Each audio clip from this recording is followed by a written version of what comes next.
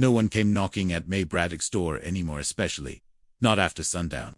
Especially not in November, when the wind howled down from the buttes like a wounded thing. So when she heard the thud, just before the last embers in the stove flickered out, it wasn't fear that filled her chest. It was something stranger. Like recognition, like memory, stirred from where she'd buried it years ago. She took the shotgun from the corner, but didn't cock it. Just held it loose in one hand as she pulled open the heavy oak door. Outside, under a veil of snow and moonlight, lay a man, crumpled in the dirt. His coat was soaked clean through, hat lost somewhere in the storm behind him.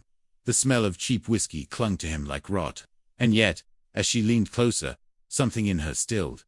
Because even in the half-dark, even with his face bruised and battered, she knew that jawline, that scar under his eye, that voice, low and slurred, as he mumbled a single name before passing out cold on her porch. Clara. May's breath caught. Clara had been her sister, and she'd been dead nearly 15 years.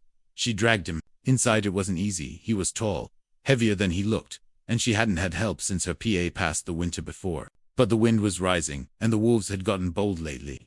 Leaving him outside wasn't an option, not even for a drunk stranger. Or maybe not a stranger at all. By the time she got him to the hearth, his skin was cold as riverstone and pale as ashes. She stripped off his coat and boots, laid a quilt over him, and sat back in the rocker, watching him like a ghost she hadn't expected to see again. He didn't stir till morning. The fire was low again when he groaned, tried to sit up, and winced. "You're at Braddock Homestead," May said before he could speak. "You fell over half dead on my porch." He blinked, squinted through the haze. His voice came rough. "You, her, who?" He looked down at his hands, then back up at her. May Braddock, I am." He sat up straighter then, studying her, like he was looking for something he'd lost. "I knew Clara. Long time ago. Back when we were kids down near Pecan Hollow. She told me, if I ever lost my way bad enough, I should come find her sister." May swallowed hard. The room felt smaller now, quieter somehow. "Clara's gone. Died in the fire at Thompson's Mill. I buried her myself." He nodded, eyes clouding over. "Figured as much. She wrote me once, just before it happened. I never wrote back. Never. Forgave myself for that." She watched him, heart tight in her chest. "What's your name?" He hesitated. Then, quietly, "They call me Nash. Nash Carter." And that name, God help hurt, echoed like a stone dropped down a well, because Nash Carter had been the boy who swore he'd marry Clara Braddock. The boy who disappeared right after their daddy ran him off with a shotgun. And now here he was, older, broken, but not gone. For a long moment, they just sat in the silence, between old pain and the new storm rolling in outside. Then May stood. "You're not going back out in that weather, drunk or not. You'll stay till you're warm, and sober enough to walk without falling over." He looked at her, eyes raw with something that wasn't just exhaustion. "Thank you. I didn't know if you'd even let me in." She didn't answer that. Just poured hot water over tea leaves, and handed him the mug with shaking fingers. Outside, the wind had quieted, but inside, something long buried had shifted. And maybe, just maybe, not all lost things stayed buried. If this story pulled at something deep inside you, I'd love to know what you think. Leave a comment. Have you ever had someone from the past show up at your door, literally or not? And if you're curious where this story's headed, stay with me. May didn't sleep that night. Not truly. She sat near the stove, a blanket draped around her shoulders, listening to the soft rasp of Nash Carter's breath as he slept on the floor like some long-lost sinner come to pay penance. Every creak of the cabin walls felt louder. Every gust of wind, a whisper from the past. When dawn broke pale over the hills and dusted the cabin windows with light, May moved quiet as habit, boiling coffee, checking the fire, pulling on her boots, like she did every day for 20 years.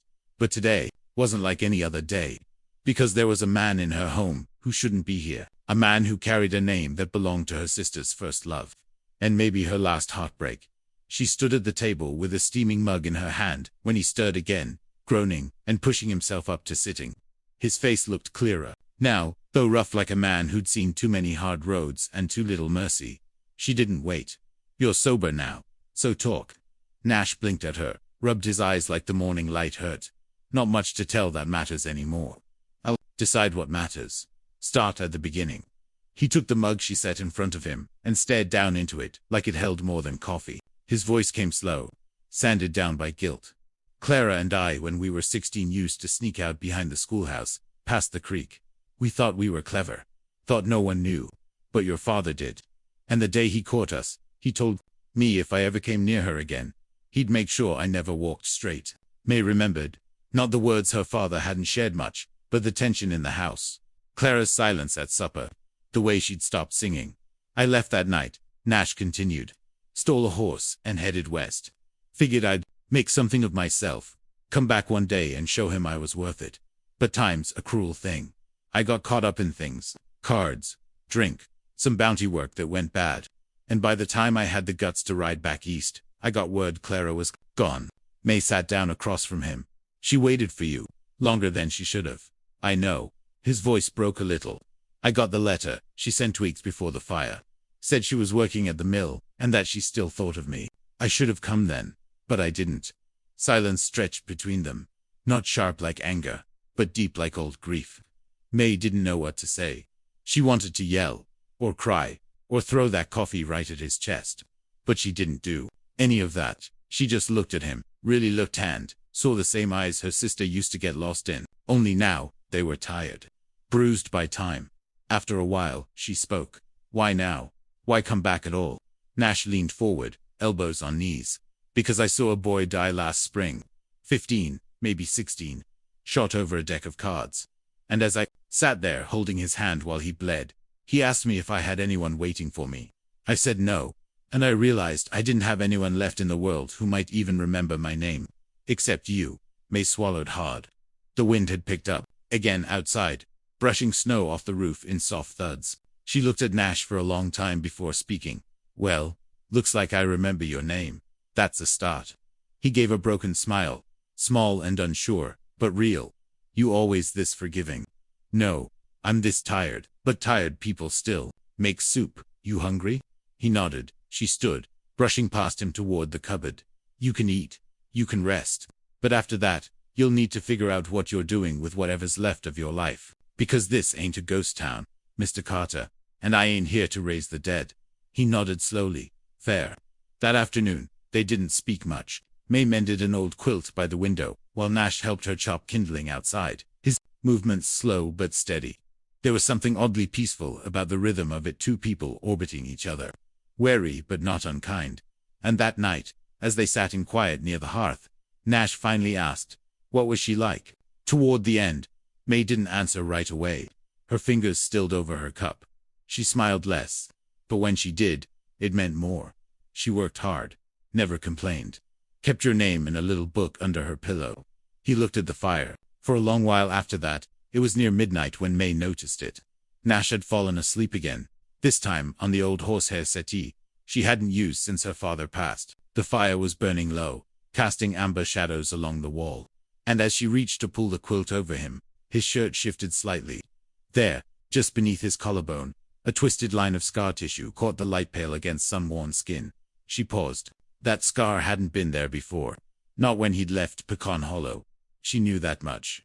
And something about the way he'd curled his body slightly in sleep, like guarding a wound that never really closed, made her sit down slow in the rocking chair across from him, heart uneasy. He stirred then, murmuring something under his breath, words she couldn't catch, voice low and desperate, almost like a prayer. May had heard war vets do that. Men with ghosts, heavier than their rifles. But it was different on him. This wasn't a soldier's guilt. It was a man's reckoning. The next morning, over a breakfast of leftover cornbread and coffee too bitter to be comforting, she asked, that scar, where did it come from? Nash looked up. Didn't pretend not to know which one she meant. Texas border. To Winters. Back. I took a job guarding a freight wagon. Didn't know it was hauling stolen army rifles.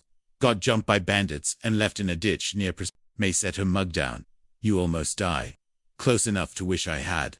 Woke up in a dirt clinic with a fever, and a preacher telling me to make peace with my maker. I told him I didn't have a maker. Just mistakes. She didn't smile. Neither did he. For a while, only the sound of wind and a creaking shutter filled the silence. Then she asked, quieter, why'd you really come here, Nash? And don't say Clara. She's gone. That chapter's closed. He swallowed, jaw tight. I didn't just come for her. I came because I figured if you were anything like her, you might still believe in second chances. May didn't answer. Right away, she watched him study the deep lines at the corners of his eyes. The worn way he held himself, like a man still expecting to be hit. Then she stood, went to the cupboard, and pulled down a small leather-bound book. The one that had sat under Clara's pillow all those years. She hadn't opened it in ages. Hadn't wanted to. But now, she passed it to him. Nash opened it.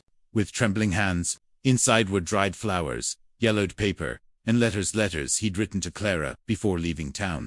And letters she'd written him, but never sent. May watched his eyes move, saw the shift in his breath as he read them one by one. Some were hopeful, others were aching. The last one was dated just 2 days before the mill fire. It ended with the words, "If you ever find May, tell her I forgive her too." He looked up, confused. "Forgive you?" May's face tightened, just slightly. "Clara and I fought before she died. It was about you. I told her to stop writing, told her you weren't coming back, that she needed to move on. She cried, said I didn't understand. Maybe I didn't." Nash sat back, eyes wide with something deeper than regret. "She never told me any of that. She wouldn't. She always protected you, even when she shouldn't have." There was nothing angry in her voice, just the weariness of a woman who'd carried too many silences for too long. He nodded slowly. "Thank you for keeping this." She kept it, May said. "I just couldn't bring myself to throw it away." Later that afternoon, while Nash repaired a broken fence post out back, May rode into town. She hadn't meant to see anyone. Just needed nails, lamp oil, maybe flour, if there was a good price. But word had already spread. Folks noticed him. One ranch hand whispered the name Nash Carter like it was a warning. Another called him a drifter with a bounty on his past. By the time she returned to the cabin, her knuckles were white from gripping the reins. Nash looked up from the porch as she dismounted. "Something wrong?" May didn't speak for a long moment. Then, quietly, "Folks know who you are, or think they do." He nodded. "I figured they would." "You still carrying that Colt?" she asked, not unkindly. He tapped the saddlebag by the door. "Only for the wolves. And I don't mean the four-legged kind." She sat beside him on the steps, watching the golden light bleed across the hills. The wind smelled like wood smoke and frost. "I don't want trouble here, Nash," she said. "I don't either. I came to bury the man I used to be, not resurrect him." She looked at him then, really looked, and saw not the boy who left her sister. Not the drunk who collapsed at her door, but a man holding on by threads, trying to stitch himself back into the world. And somehow, that felt like enough. For now, 3 days passed. Nash didn't ask to stay. May didn't ask him to leave. He mended the gate, restacked the woodshed, and patched a leak in the roof that had been dripping since last snowmelt. She watched him from the kitchen window, most mornings not with suspicion anymore, but with something quieter. A cautious familiarity. Like watching a dog who'd once bitten you bring in firewood. Between its teeth, he still moved like a man who listened for footsteps behind him, never took his coffee without his back to the wall. But slowly, without either of them saying it, he became part of the cabin's rhythm. The creak of the porch board when he stepped out to feed the horse. The soft hush of his boots when he came back in, shaking snow from his coat. The way he never looked her in the eye for long. Not out of shame exactly, but reverence, like he was afraid to ruin whatever fragile peace had taken hold. Then, on the 4th morning, something changed. May had ridden into town again, just a quick trip for oats and salt. When she returned, Nash was sitting on the porch steps with a folded piece of paper in his hand, his jaw set like stone. A man she didn't know stood 10 feet away, arms crossed, eyes sharp beneath a dust-blown hat. She slowed her horse, heart hitching. Nash stood slowly, nodded toward her. "It's fine, May," he said. "This here's Everett Dade, Bounty Scout." The stranger tipped his hat. "Ma'am." May dismounted, holding Nash's eyes. "Bounty." Nash nodded. "Slow. Nothing. Recent, but real. Arizona territory. I ran with a bad crew after Presidio. I wasn't the worst of them, but I wasn't clean either."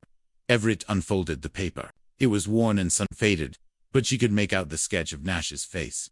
Younger, angrier, wanted for aiding and abetting. "Armed robbery," Everett said. "No blood, no killin', but still a warrant. Been years though. Sheriff down in Yuma's more interested in bigger fish these days. Told me if I found Carter, I could use my judgment. Figure out if he's a man worth dragging south." May stepped forward. "And your judgment?"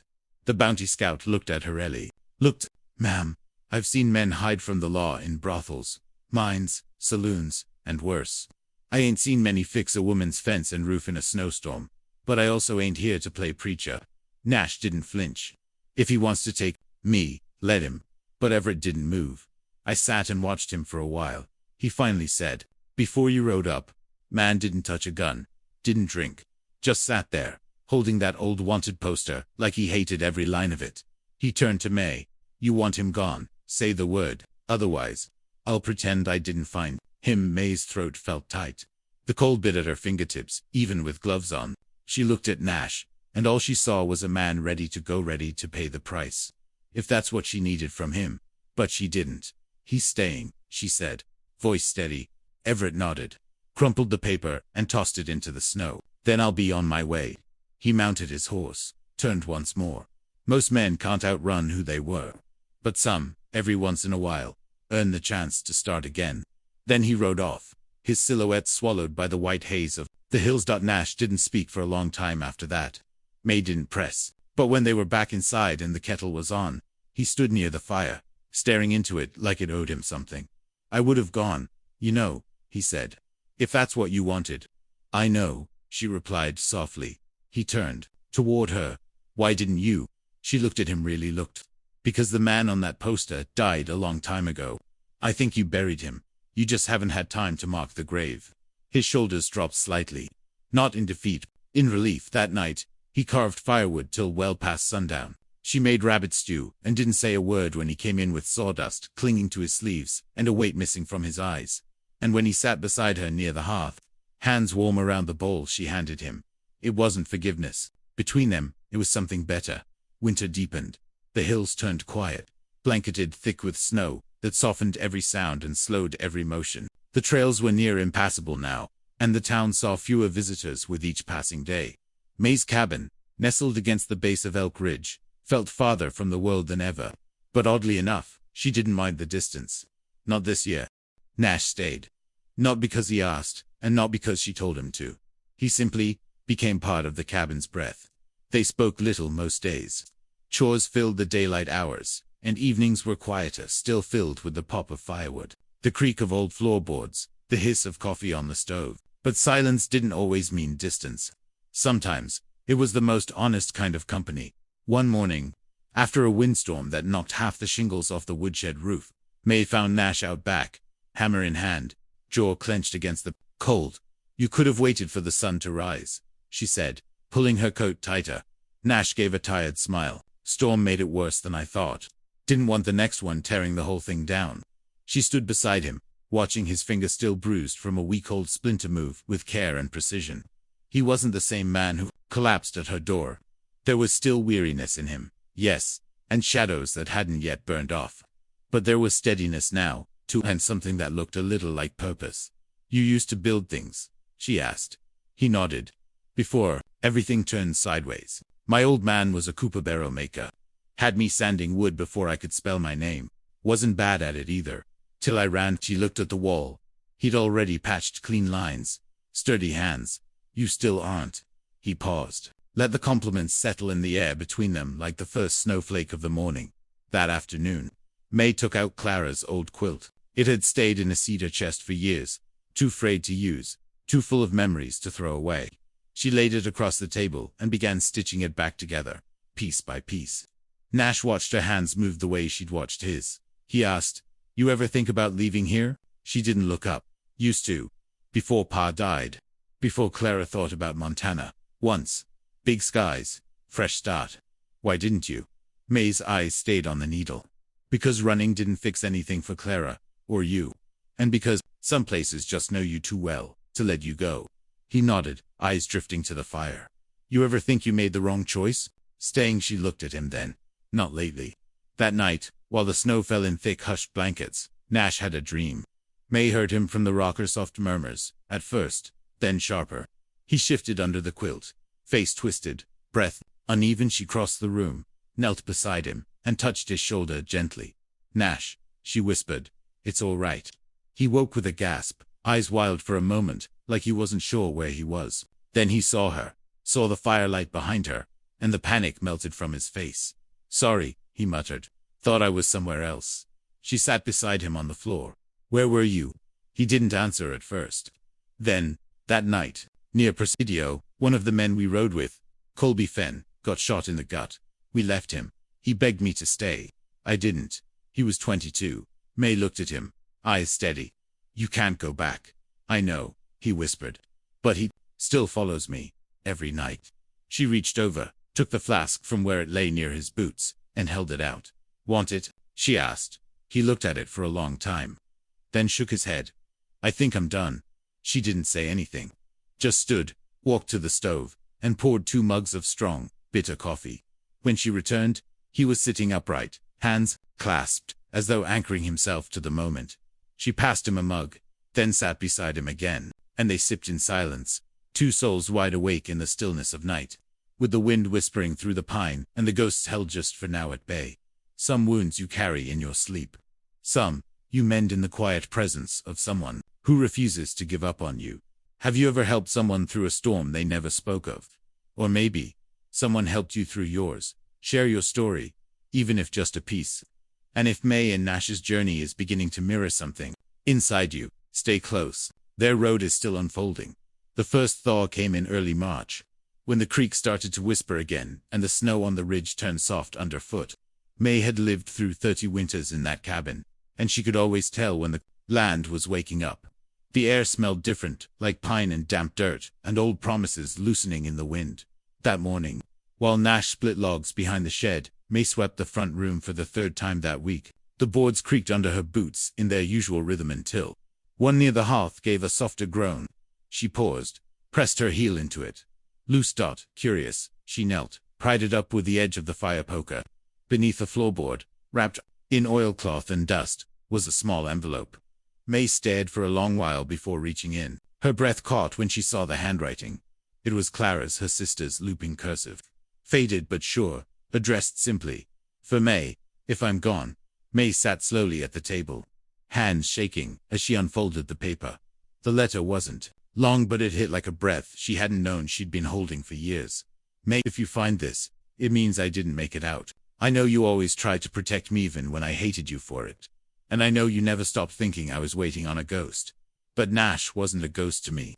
He was the first person who saw me as something more than a name, or a daughter, or a chore to be done. If he ever comes back, be kind. Even if you can't forgive him, be kind. I love you more than I ever said. Clara May sat for a long time.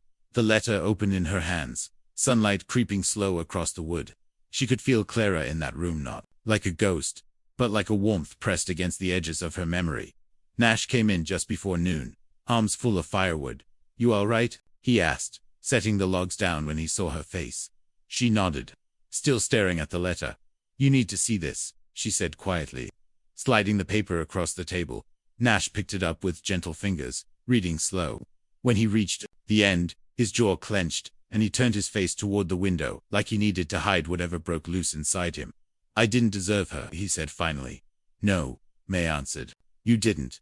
But she didn't love you because you were perfect. She loved you because you tried. He lowered the letter, looked at her. You ever tell her you forgave her? For staying, for the fire? May shook her head. Didn't get the chance. Spent too long being angry. Me too. They sat in silence after that. But something shifted in the quiet, like 2 walls falling down on opposite sides of a canyon. Not forgiveness, not yet, but understanding. That evening, Nash brought the letter out to the little cross May had hammered into the hill after the fire. The one marking where Clara's ashes had been buried beneath the wild sage and prairie grass. May followed him, watching from a short distance. He crouched, placed the letter at the base of the marker, and rested his hand over the earth. I'm sorry, he whispered, for not coming back, for wasting the time we had. He stood slowly, eyes red but steady. May joined him, and for a while, they just stood there together, watching the light fade behind the hills. You know, she said softly, you still haven't told me what you're planning to do come spring. Nash looked at her. I'm not sure yet. Well, the shed roof still got 2 boards loose, and that back fence won't last another storm. He gave a small smile. Sounds like a job for a man who knows how to make things hold. Sounds like a man who finally stopped running. They walked back together, side by side, in the golden hush of dusk. The days grew longer. Out past the ridge, the snow gave way to mud, then dry grass, then green that curled up between fence posts, like hope clawing out of the earth. May started planting again small things, practical things, potatoes, carrots, onion bulbs, passed down from her mother's seed bag. She didn't ask Nash to help, but he did. Quietly, carefully, like someone learning how to belong. One afternoon, while mending a harness strap near the barn, Nash asked, "Did Clara ever talk about leaving?" May glanced up from her hoe. "She did when we were girls. She used to draw pictures of places in the back of PA's ledger. Mountains, rivers. Said she'd go west, see the ocean." He nodded. "She told me about that. I always thought I'd take her, thought maybe I could give her something better than this land." May leaned on the hoe. "And now?" Nash didn't answer right away. He stood, wiped his hands on his pants. "Now I think maybe better isn't always somewhere else. Maybe it's just ... quieter." That night, they sat on the porch while the wind sang low across the plain. May brought out her mother's fiddle. Hadn't touched it in years. Not since Clara tried learning it, and gave up after blistering her fingers raw. She tuned it slowly, unsure it would even hold a note. Nash smiled. "Didn't know you played." "Most don't," May replied. "It was my mother's voice, before the cough took it. She played just one tune, on old frontier lullaby that Clara used to hum under her breath when she couldn't sleep." Nash closed his eyes, leaned back in the chair, and let it carry him somewhere the fire couldn't reach. But the fire did come. The next day, just past noon, a rider from town came fast up the trail, dust in his wake, shouting before he even reached the gate. Brush fire broke out near Dry Creek, winds shifting its, moving fast. May dropped her basket. Nash was already moving, grabbed the pails, the canvas, saddled the horses. The sky to the west was turning gray-brown, and the air had that sharp, dry bite to it that only meant one thing: trouble. They rode out hard, toward the line, where her land met the dry hills. Fire flickered along the edge, low but hungry, creeping through sagebrush and brittle fence lines. Neighbors were out too: Old Man Harlan, the Dugan boys, even Reverend Lane from town. Buckets flew in a blur. Lines formed and broke. Nash didn't stop moving. He hauled water, beat flames, cut line with his knife. When the fire jumped near the south fence, May lost sight of him twice, once in the smoke, once in the chaos, but he always came back through it, eyes squinting, mouth set hard. By nightfall, the worst had passed. Ash hung in the air. Fields smoldered. The wind died down. May sat on the ground, hands blackened, skirt torn, watching the sky turn deep plum over the horizon. Nash sank beside her, coughing into a rag, face slick with sweat and soot. "You all right?" she asked. He nodded. "Just tired." She looked at him, then out at the edge of her land. Charred fence posts. Half a shed gone. But the cabin still stood. So did they. "You didn't have to stay," she said after a while. "You could have run." "I used to be good at running," he said. "But I think I finally found something worth standing still for." She didn't speak, just reached over, took his soot-stained hand in hers, and held it tight. The morning after the fire, everything felt quieter than it should have. Not peaceful, just hushed, like the land was holding its breath. The chickens didn't stir. The horses barely kicked at their stalls. Even the wind, always present in those hills, seemed to hesitate. May stood out front, boots sunk into scorched earth, eyes on the line where green turned to black. She'd lost a corner of the field. Some fencing, half the shed, but not the house, not the heart of it. And for that, she felt something close to gratitude, even if her chest still ached from the smoke. Behind her, Nash approached slow, hat in hand. "Back pastures mostly safe," he said. "Some posts charred, but not gone. I can reset 'em." She nodded. "It's not the wood I'm worried about." He glanced toward the cabin. There was a letter nailed to the door. May's brow furrowed. "From who?" "Don't know. No name. Just here." He handed her a single folded sheet. The handwriting was sharp, slanted, and unfamiliar. She opened it slowly. "You can patch fences and haul water all you want, Carter, but some things don't get buried. We still remember what happened in Mesilla. One day, we are coming to collect." Esme's throat went dry. She looked up at him. "Mesilla." Nash's face didn't change, but the color behind his eyes shifted like a door cracking open that had stayed locked too long. "I was with a crew 3 years back. Smugglers, mostly. I didn't know everything they were hauling until it was too late.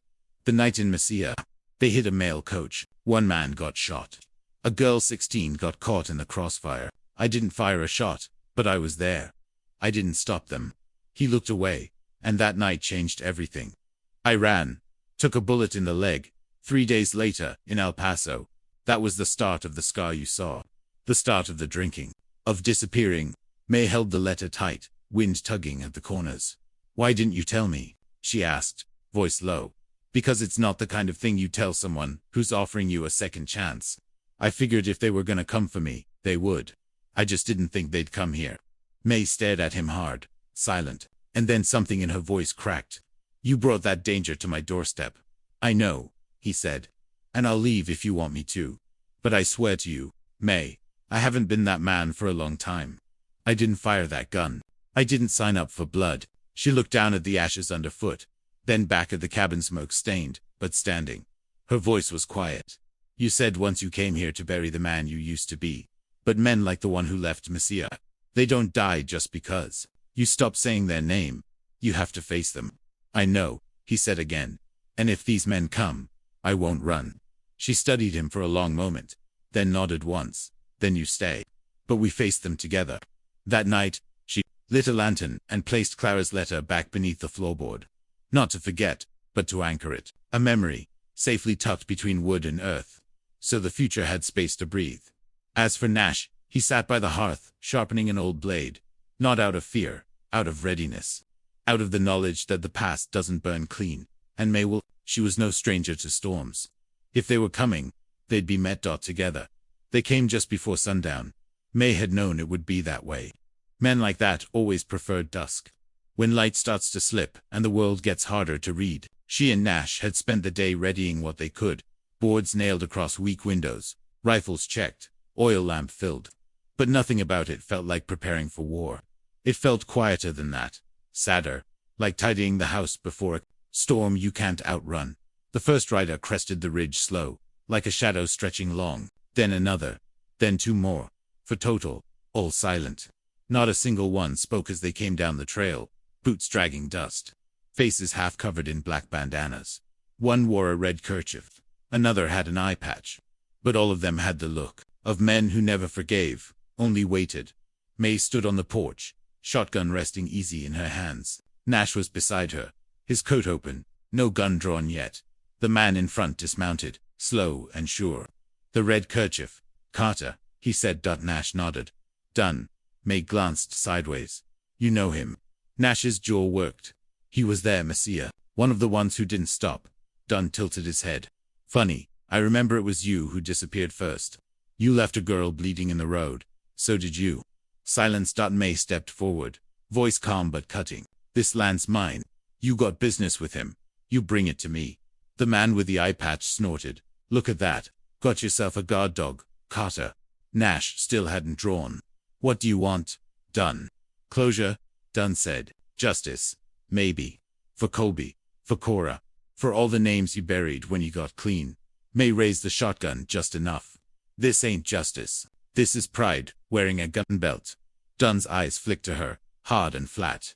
You think you know what justice looks like? Ma'am, you ever watched a 16-year-old bleed out while you counted the coin you didn't ask to be paid? I buried a sister, May said softly. So don't talk to me about watching someone die. The wind picked up. Leaves rustled across the trail like dry warnings. Then Nash spoke quiet but clear. You want to take me in? Take me. But you leave her land. You leave her name out of your mouth. Dunn didn't move. You got a clean life now? He asked. You think patching roofs and shoveling snow makes you forgiven? No, Nash said. But I'm not running anymore. That's something. Another long pause. Then Dunn stepped back. We ain't lawmen, he said. Just men with long memories. But your right running's over. Yours and mine. We'll leave this place. But the next time I see you, Carter, don't expect words. Nash nodded. I wouldn't. The men turned, mounted slow. Dust kicked up behind them as they rode into the dark. Not fast, not loud, just gone. Like smoke in wind. May exhaled. Her shoulders dropped for the first time in hours. Nash leaned against the porch rail, quiet. You meant it, she said. He looked at her. What? That you wouldn't run? He nodded. Because of you. She sat down on the top step, shotgun across her lap. I'll be honest, I didn't think you'd make it this far. Thought I'd find you gone after that letter. I almost was, Nash said. But I got tired. of dying without being buried. The stars came out slow. The wind softened. I don't know what comes next, he added. May looked at him. You don't have to. He reached into his coat pocket and pulled something smaller, simple silver ring, worn thin on one side. Clara gave me this once, he said. Said it wasn't for promises, just for remembering. I lost it in Yuma. Found it again, a year later, in the mud outside a card house. May turned the ring in her fingers. She never told me. She didn't tell me a lot of things either. I think that was her kindness. May handed it back. Maybe now it's time you stop remembering and start living. He closed his hand around the ring. Spring came slowly, and when it did, it didn't arrive all at once. It crept in through the thaw, dripping from the roof at dawn, softening the ground where graves and roots alike slept beneath. The trees on the ridge grew new leaves so gently, you almost didn't notice until the wind caught them just right, and the whole world seemed to shiver with color. May stood at the edge of the field one morning, sleeves rolled to her elbows, planting seed by hand. The sun had barely risen, but the earth was warm, and the birds were singing like they remembered something she didn't. Behind her, the cabin windows glowed with light. Inside, Nash was making coffee, humming a tune that hadn't yet found its words. It had been 3 weeks since the riders came. They hadn't returned, not a whisper, not a boot print on the trail. Whether that meant they'd let go, or they were just waiting, May didn't know, but each day since had brought something back to life. The hens laying again, the creek running stronger, the ache in her chest loosening its grip. Nash hadn't spoken of Mesilla since he hadn't needed to. The way he moved now present, careful, steady, that said more than any apology ever could. He came out onto the porch with 2 mugs and called softly to her. You planning to stay out there till the potatoes grow? She dusted her hands on her skirt and walked up to meet him, accepting the mug with a small nod of thanks. He looked out over the land. I used to think peace was something you found after the bullets stopped flying. Now I think it's quieter than that. Like sitting beside someone who doesn't ask you to explain everything. May smiled faintly. Peace is when you stop expecting the worst every time the wind shifts. They sat on the porch steps, drinking in silence. A hawk circled high above the barn. The air smelled of wet cedar and warm soil. After a while, Nash spoke again, voice soft. I've been thinking about putting up a workshop. Over where the shed used to be. She raised a brow. For what? Woodwork. Maybe. Coopering. Like my old man. Or rocking chairs. I don't know. Something with my hands. And you'd stay here. Long term. He looked at her then, not like a man asking permission, but like someone offering something that could be broken if held wrong. If you'll have me. May looked at the hills, then the cabin, then him. The back fence still sags. The well pump sticks when it rains. And I could use someone who knows how to fix a rocking chair. He smiled. I take that as a yes. I take it as don't screw it up. They chuckled quietly. And in that moment, something settled between them, not a vow, not a promise. Just a steady breath shared at the edge of a life neither had planned for, but both had somehow earned. That evening, as the sun dropped low, and the porch caught fire with golden light, Nash took out Clara's ring one last time. He didn't offer it, not in the way men proposed. He just placed it on the windowsill beside a sprig of sage, like an offering, like a memory finally given its place. May touched it gently. You ever think Clara knew we'd end up here? I think Clara knew more than we gave her credit for, Nash said. She was always 3 steps ahead. May looked out at the sky, turning to fire. Maybe this is the part she was waiting for all along. And just like that, the past didn't vanish, it simply quieted. Like a storm that had finally passed far enough away that it no longer rattled the windows. Some stories don't end with a gunfight. They end with 2 chairs on a porch, a field in bloom, and the sound of someone breathing easy beside you. If you've been with May and Nash all the way to this point, thank you. Tell me in the comments what part of their journey stayed with you. And if this story gave you a little peace, even just for a while, I hope you'll join us again for the next one. The frontier's full of quiet miracles still waiting to be found.